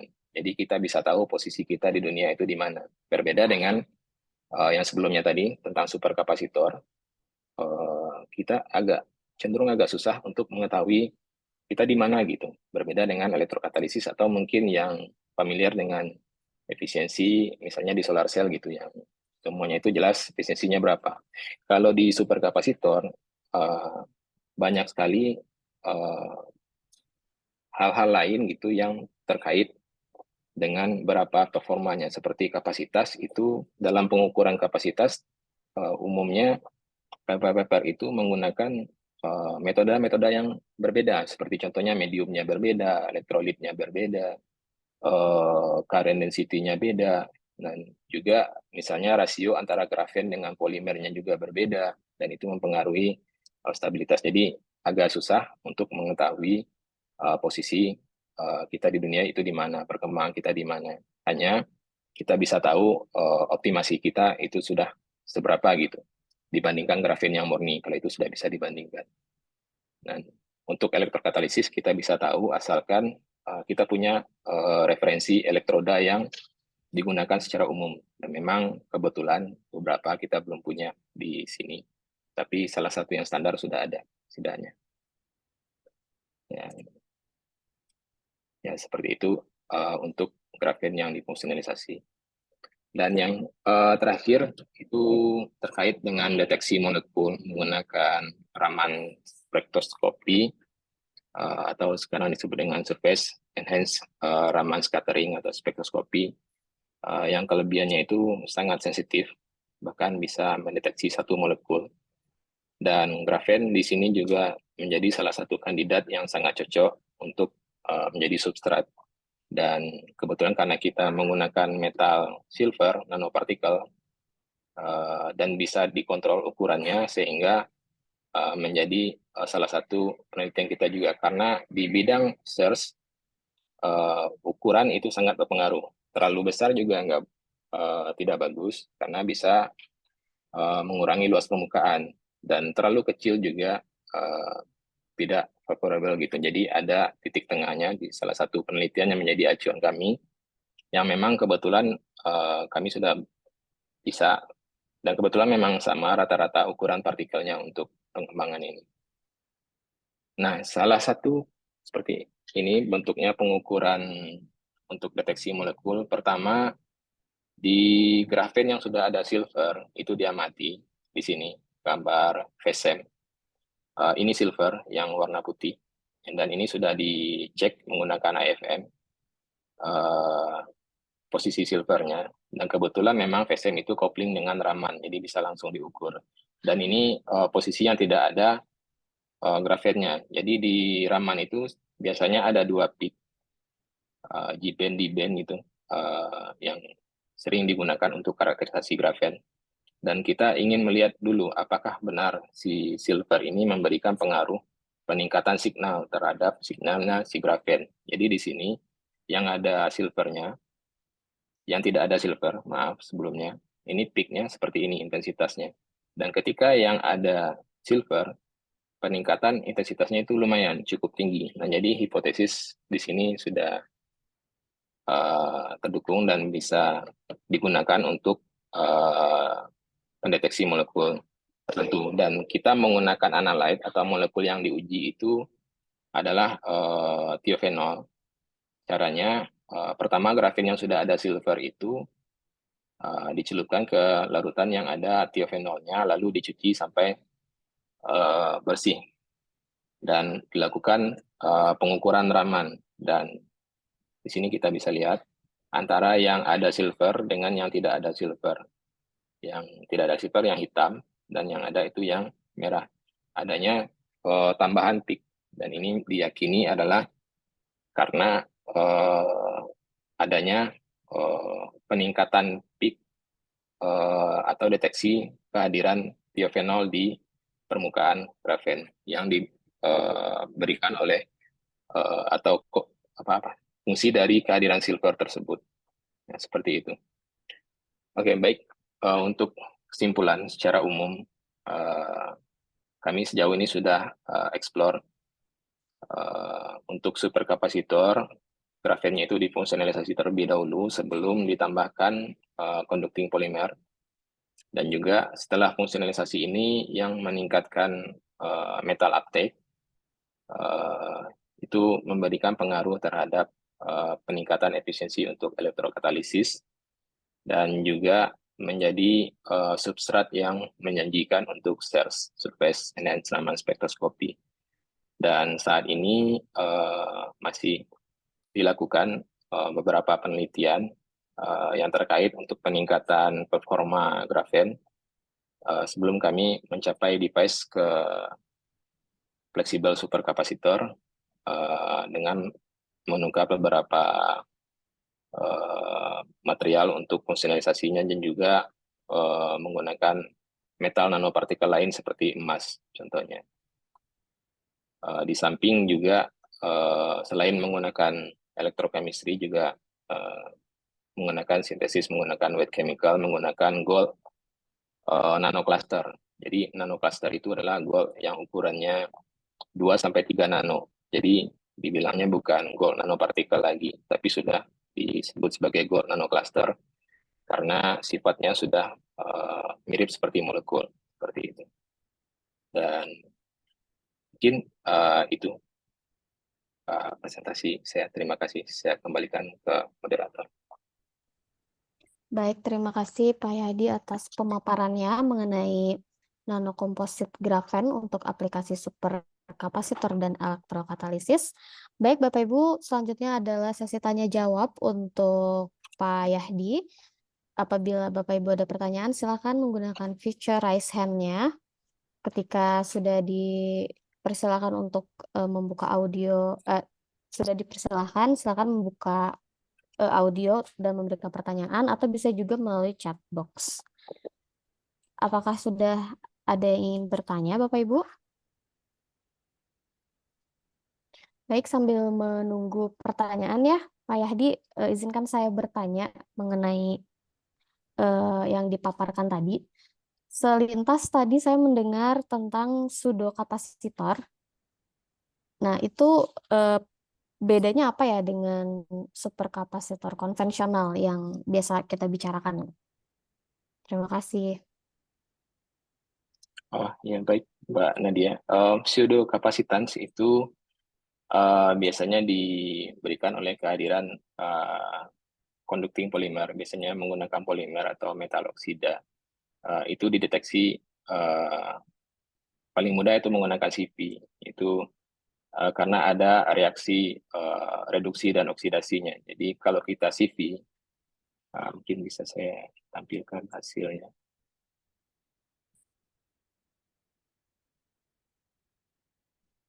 Seperti ini misalnya. Ini memang tidak terlalu kelihatan, tetapi di sini contohnya, itu bisa ada penambahan punduk di sini.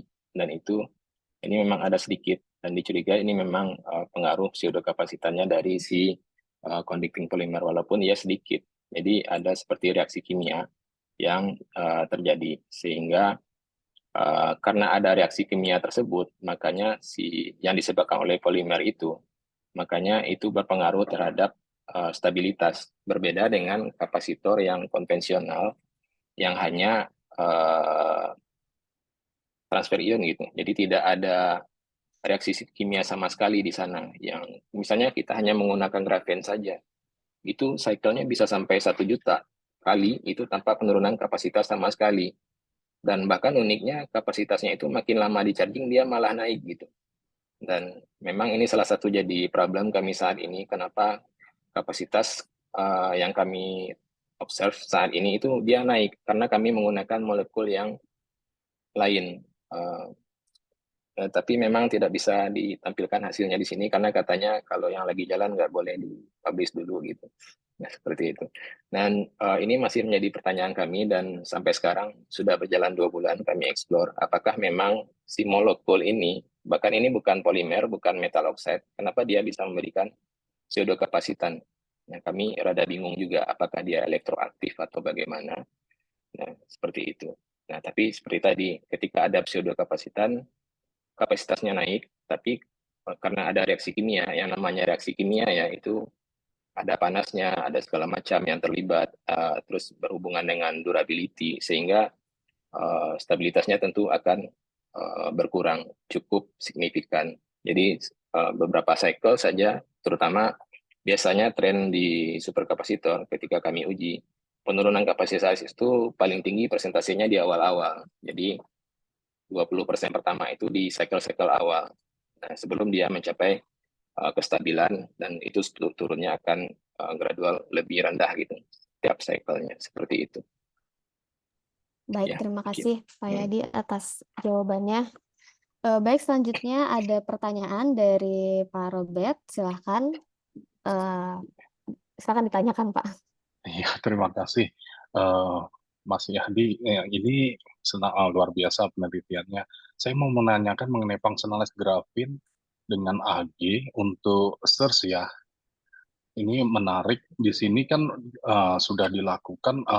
Tadi kalau dari data TIM di situ ada beberapa hotspot yang dihasilkan ya. Nah, yang ingin saya tanyakan bagaimana particle distribution silver yang dihasilkan di atas permukaan grafin. Nah, seperti itu. Dan kemudian ketika diaplikasikan untuk mendeteksi analyte-nya apa ya tadi, di situ ada terjadi peningkatan. Apakah bisa terukur enhancement factor-nya dari search-nya itu sendiri dari yang sudah dilakukan? Itu aja kayaknya. Makasih. Ya, terima kasih Pak Robert pertanyaannya. Di sini pertama untuk dispersi partikelnya, kami mengamati pertama dengan VSEM, ya visual saja Pak. Jadi dan memang ternyata grafen ini sebelumnya kami coating ke permukaan ITO, gelas ITO, dan ternyata uniknya si silver itu hanya ter-attach ke permukaan grafen saja. Jadi dia ke ITO dia nggak tertarik gitu. Nah, jadi ada hipotesis juga di sini. Mungkin si metal nanopartikel ini tertarik ke material yang ada fungsional grupnya saja, seperti yang kami gunakan di sini, piperidin tetrazin, dan juga kami eksplor menggunakan TEM yang kami lihat ke beberapa area. Kebetulan memang cukup tinggi, dispersi cukup bagus, hampir di semua permukaan grafen. Dan peningkatan ini, misalnya dispersinya itu kurang bagus, sebenarnya bisa dimodifikasi lagi dengan meningkatkan potensialnya lebih negatif, tapi tidak dengan waktunya seperti itu Pak. Jadi waktu itu biasanya kita menggunakan potensial yang sama. Kalau kita tingkatkan waktu, justru dia lebih ke aglomerasi sifatnya. Tetapi ketika kita lebih negatifkan potensialnya, tapi waktunya tetap 1 detik misalnya, dia lebih tersebar merata lagi, lebih banyak lagi di permukaan substrat yang kita gunakan. Nah, seperti itu. Itu pertama. Nah, yang kedua untuk SERS, deteksi molekul yang kita gunakan, itu yang paling umum saja Pak waktu itu. Kita menggunakan tiofenol, dan memang untuk lebih jujur ya, kita menggunakan perbandingan yang ada silver dengan yang tidak ada silver, dan memang materialnya itu dicuci sebersih mungkin, sebisanya, karena memang grafen yang kita taruh di permukaan ITO itu tidak menggunakan binder sama sekali, dan itu memang bisa cukup kuat ketika dicelupkan ke medium air, walaupun si grafen itu masih hidrofobik ya, tapi memang agak tricky juga sebenarnya. Kadang dia suka terkelupas, tapi kita cuci sebersih mungkin, dan memang ketika kita menggunakan tiofenol, ada enhancement-nya. Biasanya memang betul seperti yang Bapak Robert bilang, ada enhancement faktornya, itu biasanya terukur. Beberapa penelitian memang menghitung gitu Pak, berapa peningkatannya. Dan peningkatannya itu biasanya sampai jutaan kali gitu ya, enhancement faktornya itu. Dan di kami belum sampai ke sana, karena fokusnya sejauh ini baru sebatas efisiensi dari si silver itu Pak, dalam menangkap keberadaan tiofenol. Dan saat ini mungkin ada analyte lain yang mungkin yang bisa kita ukur Pak. Kebetulan kami juga sudah berhasil modifikasi grafen dengan berbagai molekul, dan sudah dideposisi juga nanopartikel emas dan silver, yang kalau dilihat di gambar STEM itu hasilnya jauh lebih bagus dibandingkan yang kita ukur sekarang, terutama terhadap dispersi metal di permukaan grafen. Ya memang ukurannya sedikit lebih besar, tapi jumlahnya lebih banyak. Ya, ukurannya sekitar 40 nano untuk metal silver ini. Hanya kendalanya saat ini yang kurang itu adalah analyte-nya, seperti itu Pak. Dan mungkin untuk ke arah deteksi ini, apakah bisa dikembangkan ini ke tingkat yang lebih portable, itu mungkin Pak Robert lebih paham, kami belum ke sana. Seperti itu. Ya, menarik sekali. Ya, satu lagi saya tanyakan kenapa distribusi partikelnya, karena kan ini kan sifatnya localized ya, localized seperti itu. Nah, kalau memang nanti terjadi koagulasi atau agregasi sehingga berbentuk clustering, biasanya enhancement-nya jadi ngedrop seperti itu menurut pengalaman saya waktu saya studi di Taiwan seperti itu. Dan ini memang menarik sekali, mungkin nanti bisa diskusi lebih lanjut dengan Mas Yahdi terkait hal ini. Ya, makasih. Oh ya, siap Pak. Terima kasih Pak atas inputnya juga. Dan memang betul Pak, betul sekali. Tapi ini belum kami eksplor sejauh itu. Hanya kami kebetulan dapat preferensi juga seperti yang Bapak Robert bilang. Karena ketika dia aglomerasi itu, dia memang akan memberikan penurunan terhadap performa di cells-nya seperti itu. Dan sejauh ini kenapa di fungsionalisasi itu lebih dianggap lebih unggul, harapannya juga seperti itu, karena dia bisa mengikat si partikel tetap berada di posisi di sana gitu, di mana si material molekul tadi yang disebut tetrazin itu dia tetap ada di sana. Ya, jadi walaupun kemungkinan yang partikel yang ada di permukaan grafen saja itu bisa teraglomerasi dengan satu sama lain, Hanya sejauh ini sepertinya cukup stabil seperti itu Pak di berbagai medium, tapi belum dieksplor lebih jauh. Ya mungkin nanti perlu arahan dari Pak Robert juga diskusi selanjutnya. Makasih. Ya. Baik, terima kasih atas jawabannya dari Pak Yadi untuk Pak Robert. Mudah-mudahan Pak Robert belum puas ya, jadi masih bisa lanjut nih diskusinya di luar acara ini ya. Baik, Bapak Ibu silakan apabila masih ada pertanyaan. Atau mungkin Mas Yadi nanti bisa share ya emailnya di chat box ya. Siapa tahu saat ini Bapak Ibu belum ada kepikiran pertanyaan, tapi tiba-tiba misalnya pas lagi makan siang gitu ya, atau misalnya lagi jalan keluar, oh ya ada pertanyaan tadi untuk Pak Yadi atau Pak Rifki gitu. Nah bisa dihubungi melalui email. Silakan Bapak Ibu masih ada waktu apabila masih ada yang ingin ditanyakan. Apabila tidak ada,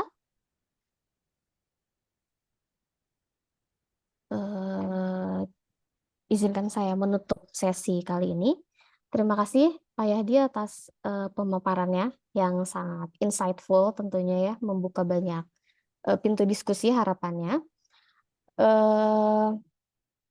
Terima kasih atas pemaparannya kepada kedua narasumber kita pada hari ini, Pak Ahmad Rifki Muhtar dan juga Pak Yahdi Binrus. Tepuk tangan secara online gitu ya. Izinkan saya memberikan kesimpulan dari diskusi kita pada kesempatan kali ini. Tadi kita telah membahas secara lumayan mendalam lah ya tentang potensi besar device thermoelektrik. Salah satunya adalah tadi yang disampaikan oleh Pak Rifki mengenai pengembangan material yang berbasis tin telluride yang memiliki keunggulan dalam efisiensi konversi energi panas menjadi listrik. Lalu selain itu yang disampaikan oleh Pak Yahdi itu fungsionalisasi tadi nanopartikel komposit grafen itu juga memberikan solusi yang inovatif yang cukup promising gitu ya untuk diaplikasikan pada superkapasitor, surge dan elektrokatalisis untuk meningkatkan kinerja penyimpanan energi dan reaksi kimia. Kami berharap diskusi hari ini memberikan wawasan yang bermanfaat dan membuka peluang kolaborasi lebih lanjut di masa depan. Dan tentunya bagi Bapak Ibu yang tertarik dan ingin berkolaborasi dengan beliau, Pak Rifki dan di ITB gitu ya, dan Pak Yahdi di BRIN tentang termoelektrik dan juga superkapasitor, silakan bisa menghubungi keduanya melalui email yang sudah tadi diberikan di chat box, atau misalnya ingin penasaran lebih dalam gitu ya mengenai termoelektrik dan superkapasitor, bisa menghubungi Pak Dedi sebagai ketua KR Device Thermoelektrik dan Superkapasitor. Lab kami ada di KST sama Unsama Dikun Bandung, Gedung Basic Tower 2 lantai 2. Silakan bagi Bapak Ibu yang sedang ke Bandung bisa jalan-jalan gitu ya dan bisa saling silaturahmi. Baik, terima kasih. Kami memohon maaf apabila ada hal-hal yang tidak berkenan di hati Bapak Ibu. Mudah-mudahan hari ini memberikan wawasan yang sangat baik dan juga membuka pintu kolaborasi bagi Bapak Ibu dan kami. Terima kasih. Assalamualaikum warahmatullahi wabarakatuh. Selamat siang dan saya akan mengembalikannya kepada Ibu Fia. Terima kasih. Baik, terima kasih Bu Nadia Larasati Kartika MSI yang telah memandu sesi diskusi pada pagi hari ini menuju siang hari ini. Terima kasih juga kepada Bapak Yahdi Binrus PhD dan Bapak Dr. Ahmad Rifki Muhtar atas materinya pada webinar hari ini. Mudah-mudahan memberikan wawasan baru untuk kita semua.